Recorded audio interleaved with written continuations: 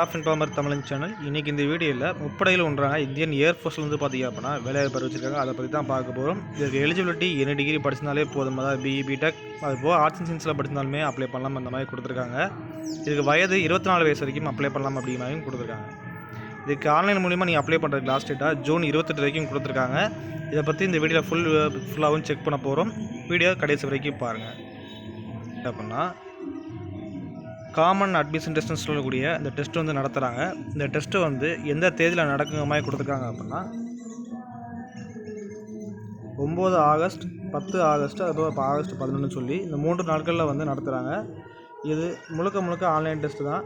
இந்த எக்ஸாமினேஷனை நம்ம தமிழ்நாட்டிலையும் எக்ஸாம் சென்டர் இருக்குது, அது மூலிமா நீங்கள் அட்டன் பண்ணிக்கலாம். இதுக்கு ஆண்கள் பெண்கள்னு சொல்லி இருபாலருமே அப்ளை பண்ணலாம். அது மட்டும் இல்லாமல் திருமணம் ஆகாதவர்கள் மட்டும்தான் இதுக்கு அப்ளை பண்ண முடியும்.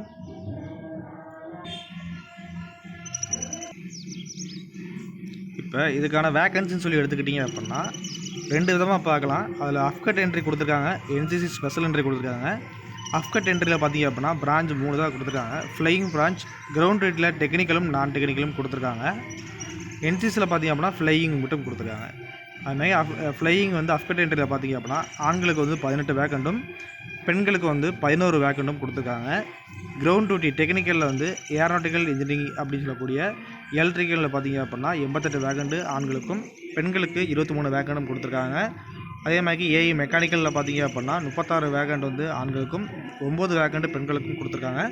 நான் டெக்னிக்கலில் பார்த்திங்க அப்படின்னா வெப்பன் சிஸ்டம் பிரான்ச்சுன்னு சொல்லக்கூடியதில் பார்த்திங்க அப்படின்னா ஒரு சில வேக்கண்ட்லாம் கொடுத்துருக்காங்க. அந்த டேபிளில் ஃபுல்லாக நீங்கள் பார்த்துக்கலாம். அதுமாதிரி என்சிசி ஸ்பெஷல் என்ட்ரிக்கு ஃப்ளையிங் பார்த்திங்க அப்படின்னா சிடிஎஸ்சி வேகன்சியில் வந்து ஒரு 10%, அஃப்கட் வேகன்சியில் வந்து பார்த்திங்க அப்படின்னா ஒரு 10% சீட்டும் பார்த்திங்க அப்படின்னா ஒதுக்கியிருக்காங்க. சர்வீஸ் பீரியடு பார்த்துக்கிட்டிங்க அப்படின்னா ஷார்ட் சர்வீஸ் கமிஷன்லேருந்து வந்து அறிவிச்சிருக்காங்க. அதாவது எஸ்எஸ்சி ஆஃபீஸர்னு சொல்லக்கூடிய ஃப்ளையிங் பிரான்ச்சில் போகக்கூடிய ஆண்கள் பெண்களுக்கு 14 வருஷம் பார்த்திங்க அப்படின்னா இதுக்கான பீரியட் இருக்கும், அதாவது ஒர்க் பண்ணுற பீரியடு. இதுவே கிரவுண்ட் டியூட்டி டெக்னிக்கல் நான் டெக்னிக்கலில் போயிட்டீங்க அப்படின்னா 10 வருஷம் பார்த்திங்க அப்படின்னா அதுக்கான ஒர்க்கிங் பீரியட் இருக்குது. அதில் 4 இயர் வந்து எக்ஸ்டெண்ட் பண்ணுவாங்க. உங்களுக்கு ஏதாவது சர்வீஸ் ரெக்யர்மெண்ட் அவங்களுக்கு இருக்குது, ஏதாவது அவைலபிள் வேக்கண்ட் இல்லை, அந்த இடத்துல ஃபில் பண்ண போய் நீங்களே ஒர்க் பண்ணிக்கலாம் அப்படிங்கிற மாதிரி தெரிஞ்சு அப்படின்னா ஒரு 4 வருஷம் வேணால் உங்களுக்கு வந்து எக்ஸ்டெண்ட் பண்ணிக்கிடுவாங்க. இருந்தாலே போதுமானது.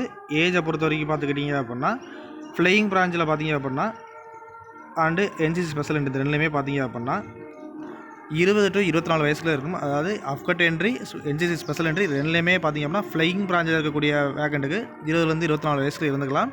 அதுவும் பார்த்துக்கிட்டிங்க அப்படின்னா அப்பர் ஏஜ் லிமிட் வந்து ஒரு சிலருக்கு ரிலாக்ஸேஷன் கொடுக்காங்க. அதாவது கமர்ஷியல் பைலட் லைசன்ஸ் வச்சுருக்கீங்க அப்படின்னா அவங்க 26 வயசு வரைக்கும் பார்த்திங்க அப்படின்னா அப்ளை பண்ணிக்கலாம். இதுவே கிரவுண்ட் ரேட்டின்னு சொல்லி எடுத்துக்கிட்டிங்க அப்படின்னா அதில் டெக்னிக்கல் நான் டெக்னிக்கல் இருக்குது, ரெண்டுக்குமே வந்து அதுவுமே 20 to 26 வயசுக்குள்ளே இருக்கலாம். அதே மாதிரி ஆல்ரெடி சொல்லியிருந்தோம், திருமணம் ஆகாதவர்கள் மட்டும் தான் அப்ளை பண்ணணும் சொல்லி. அதே மாதிரி மெரிட்டல் ஸ்டேட்டஸில் பார்த்திங்க அப்படின்னா அன்மேரிட் கேண்டிடேட் மட்டும் தான் அப்ளை பண்ணணும் அப்படிங்கிற மாதிரி இன்ஸ்ட்ரக்ஷனை கொடுத்துருக்காங்க.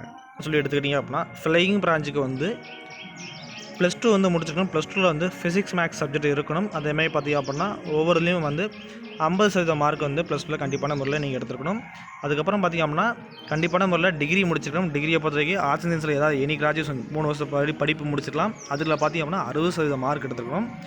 அதுக்கப்புறம் அப்படி ஒரு வேளை நீங்கள் 3 இயர்ஸ் கோர்ஸ் படிக்கல அப்படின்னா 4 இயர் கோர்ஸ் அதாவது பிஇ பிடெக்காவது முடிச்சிருக்கணும். அதுலேயும் 60% மார்க் எடுத்துக்கணும்.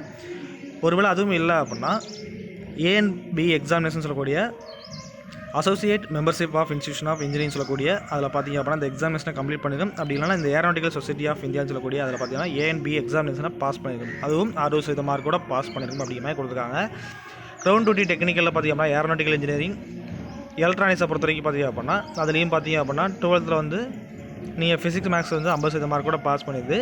ப்ளஸ் அதுக்கப்புறம் பார்த்திங்க அப்படின்னா என்னென்ன கோர்ஸ்லாம் வந்து படிச்சுக்கலாம் அப்படிங்கிற மாதிரியும் ஒரு சில பிரான்ச் கொடுத்துருக்காங்க. கம்யூனிகேஷன் இன்ஜினியரிங், கம்ப்யூட்டர் இன்ஜினியரிங் சொல்லி ஒரு சில லிஸ்ட் அவுட் கொடுத்துருக்காங்க. இந்த லிஸ்ட் அவுட்டில் ஏதாவது படிப்பு இருக்குது அப்படின்னா நீங்கள் இந்த போஸ்டிங் வந்து அப்ளை பண்ணலாம்.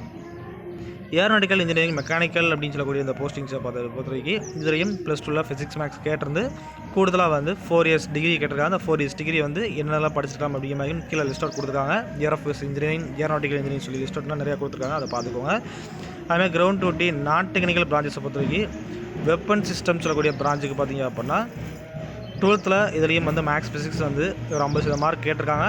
அதுக்கப்புறம் ஒரு 3 படிப்பு இல்லை 4 படிப்போ ஏதாவது பார்த்திங்க அப்படின்னா 60% மார்க் கூட பாஸ் பண்ணிக்கலாம் அப்படிங்கிற மாதிரி கொடுத்துருக்காங்க. சேம் எல்லாத்துக்கும் வந்து இதே மாதிரி தான் கொடுத்துருக்காங்க. இதுலேயும் ஒரு சில பிரான்ச்சு போகும்போது பார்த்திங்க அப்படின்னா பர்டிகுலராக என்னென்ன டிகிரி அப்படிங்கிற மாதிரி கொடுத்துருப்பாங்க. இந்த லிஸ்ட்டை வந்து ஃபுல் அண்ட் ஃபுல் வந்து நீங்கள் வாட்ச் பண்ணிக்கோங்க. இப்போ இந்த அக்கௌண்ட் பிரான்ச்சிலலாம் பார்த்திங்க அப்படின்னா பிகாம் கேட்டிருக்காங்க. அதேமாதிரி பார்த்திங்கன்னா பிஎஸ்சி வந்து ஃபைனான்ஸ் இதில் இருக்கணும் அப்படிங்கிற கொடுத்துருக்காங்க. இந்த மாதிரி ஒவ்வொரு பிரான்ச்சுக்கும் வந்து அதுக்கான எலிஜிபிலிட்டியை நீங்கள் பார்த்து அப்ளை பண்ணிக்கோங்க. நீங்கள் ஆன்லைன் மூலிமா அப்ளை பண்ணிக்கலாம். அதுக்கான வெப்சைட்டும் வந்து அவங்க கொடுத்துருக்காங்க. இதுக்கு வந்து அப்ளை பண்ணும்போது ஆதார் கார்டு மேண்டேட்டரியாக கேட்குறாங்க அப்படிங்கிற மாதிரி கொடுத்துருக்காங்க. அப்ளை பண்ணுற டயத்தில் பார்த்தீங்க அப்படின்னா உங்களுக்கு வந்து அப்லோட் செக்ஷனில் உங்களோட சிக்னேச்சர் கேட்பாங்க, ப்ளஸ் ஃபோட்டோ கேட்பாங்க. அது போக வந்து தம்ப் இம்ப்ரெஷன் சொல்லக்கூடியதை உங்களோட கைரேகையை கேட்பாங்க. ஆண்களாக இருந்தால் லெஃப்ட் ஹேண்டில் உள்ள பெருவிரல் ரேகையும், பெண்களாக இருந்தால் ரைட் ஹேண்டில் உள்ள பெருவிரல் ரேகையும் வந்து அவங்க நீங்கள் பதிவு பண்ணுற மாதிரி இருக்கும். அதெல்லாம் ஆல்ரெடி ஸ்கேன் பண்ணி 10 to 50 கேபிக்குள்ளே நீங்கள் வச்சுக்கோங்க. எக்ஸாமினேஷனை பொறுத்த வரைக்கும் ஆகஸ்ட் மாதம் நடக்கும் சொல்லி பார்த்துருந்தோம். அதுக்கான ஹால் டிக்கெட் 24 ஜூலையிலே வந்து ஆன்லைன்லேயே அவங்க ரிலீஸ் பண்ணியதாக சொல்லியிருக்காங்க. நீங்கள் அந்த வெப்சைட்லேயே போய் நீங்கள் ஆன்லைனில் டவுன்லோட் பண்ணிக்கலாம். அன்றைக்கி இந்த ஃபீஸில் யாருக்கு எக்ஸப்ஷன் அப்படின்னா என்சிசி ஸ்பெஷல் என்ட்ரியில் போகக்கூடிய அனைவருக்கும் மட்டும் அப்படின்னா ஃபீஸ் கிடையாது. அஃப்கட் என்ட்ரியில் போகக்கூடிய அனைவருக்கும் வந்து ஃபீஸ் இருக்குது. எவ்வளோதுன்னா 550 ரூபா கொடுத்துருக்காங்க, ப்ளஸ் ஜிஎஸ்டியும் கொடுத்துருக்காங்க. அப்படிங்கும்போது கிட்டத்தட்ட 650 ரூபா பார்த்திங்க அப்படின்னா அதில் ஃபீஸாகவே வந்துடும். இந்த ஃபீஸை நீங்கள் ஆன்லைன் மூலிமா பே பண்ணிக்கலாம் அப்படிங்கிற மாதிரி கொடுத்துருக்காங்க.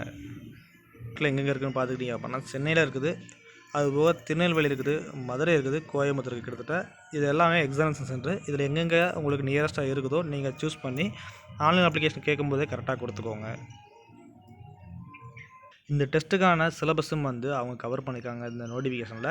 அதில் ஒரு 4 பார்ட்டாக கொடுத்துருக்காங்க. English general awareness, numerical ability and reasoning and military aptitude டெஸ்ட்டுன்னு சொல்லி 4 பிரிவாக பிரிச்சிருக்காங்க. இதில் நெகட்டிவ் சிஸ்டமும் வந்து அதாவது ஒரு 100 கொஸ்டின் கேட்பாங்க. ஒவ்வொரு கொஸ்டினுக்கும் 3 மார்க் கொடுத்து 300 மார்க் வந்து டெஸ்ட் நடக்கும். ஒரு கொஸ்டின் கரெக்டாக அப்படின்னா 3 மார்க் கிடைக்கும். அதே மாதிரி 3 கொஸ்டின் தப்பு அப்படின்னா உங்களுக்கு 1 மார்க் வந்து நெகட்டிவ் ஆகும்.